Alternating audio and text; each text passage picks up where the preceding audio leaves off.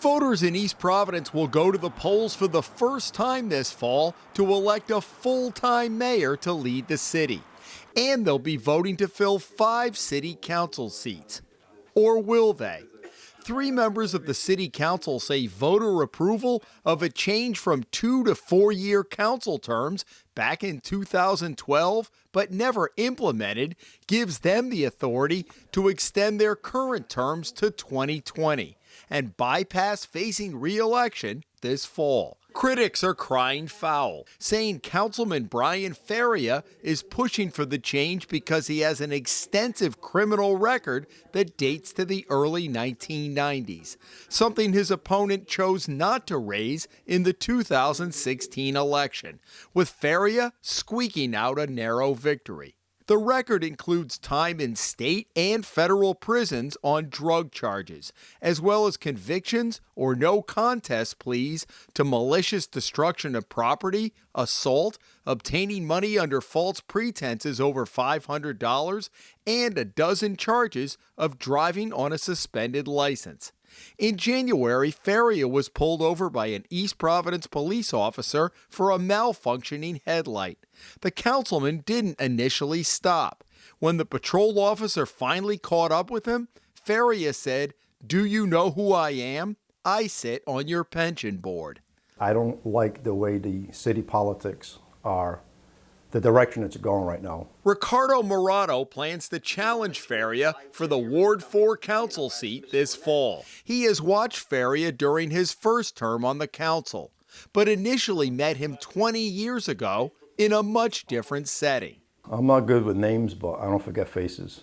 I remember him as being an inmate of the Wyatt Detention Facility while I worked in the same housing unit. Morado, a sergeant and 18-year veteran of the Bristol Police Department, previously worked as a correctional officer at the Wyatt Detention Center in Central Falls in the late 1990s. One of his inmates, a young Brian Faria. Everyone makes mistakes, and I know people that have made mistakes as far as breaking the law, but you never hear from them again. They made that mistake, they paid their due, and they don't even want to get a speeding ticket. That's it. And everyone, and that's a lesson learned. There's plenty of good people like that. But when you continue to do the same things over and over again, and you demonstrate, you show your true colors, that shouldn't be tolerated. We made numerous attempts to contact Faria with no response. The 2-year, 4-year council term issue heated up earlier this year when former councilwoman Chrissy Rossi brought it up at a council meeting. Rossi was on the council when the voters in 2012 approved increasing the terms to 4 years. The solicitor at the time, Timothy Chapman, who would go on to become city manager, determined the city needed General Assembly approval to make the change. In 2013, legislation passed the House but was killed on the Senate floor. Rossi could never get her fellow council members at the time interested in trying again to enact the longer terms. She has brought it up unsuccessfully each session since. The council that was elected in 2016 had a more sympathetic ear.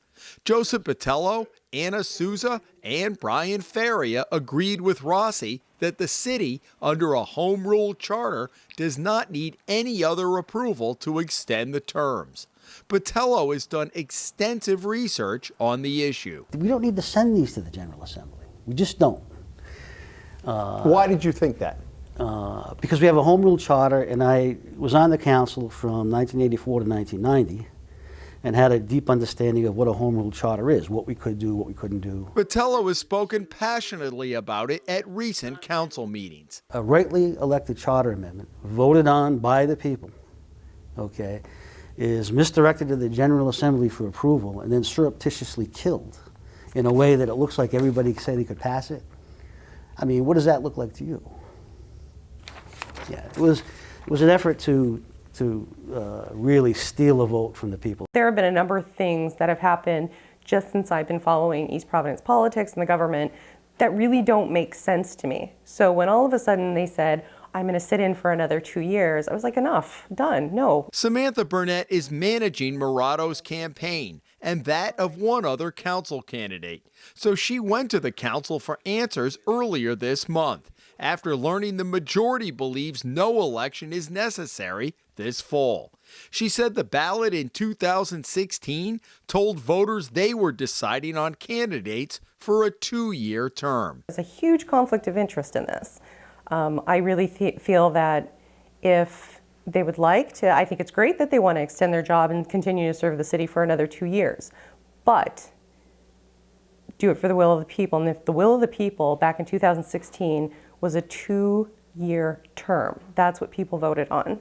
And they can go back to 2012, but to me it just seems, it seems odd. So why not just go ahead and run again in 2018?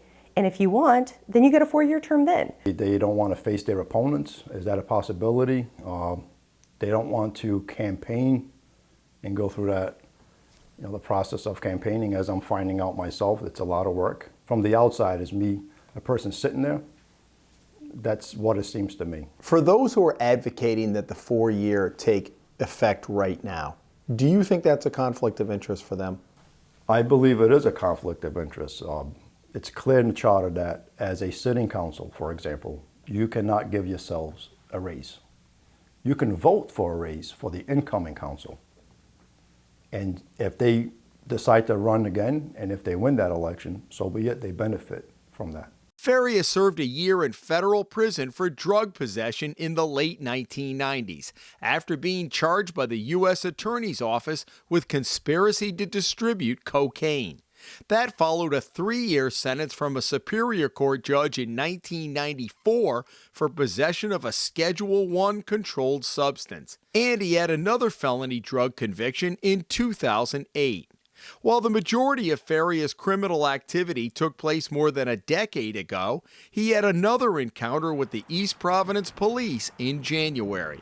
According to police reports obtained by the Hummel Report, Faria was driving north on Pawtucket Avenue on January 18th, just before 7 p.m., when patrolman Scott McGregor noticed the headlight on Faria's black Cadillac was out.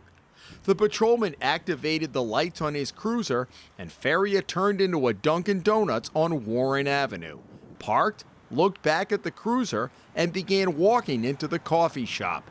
McGregor ordered Faria back into his vehicle, at one point having to put his hand on the councilman's shoulder to guide him to the Cadillac.